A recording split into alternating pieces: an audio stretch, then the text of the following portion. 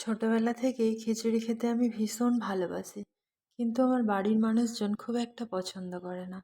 একমাত্র ঠাকুরমা খিচুড়ি খেতে ভালোবাসতো। তিনি আর নেই। যাই হোক, আজ সকালে ঘুম থেকে উঠে ভাবছি কী বানাবো। বেশ কিছু পাঁচমিশালি সবজি ছিল, সাথে মুগ, মসুর আর অড়হর ডাল দিয়ে বানিয়ে ফেললাম প্রিয় খিচুড়ি। এর সাথে একটু আলু পোস্ত আর সাথে দেশি মুরগির ডিমের অমলেট। অসাধারণ খেতে হয়েছে। তোমরাও সবাই বানিও।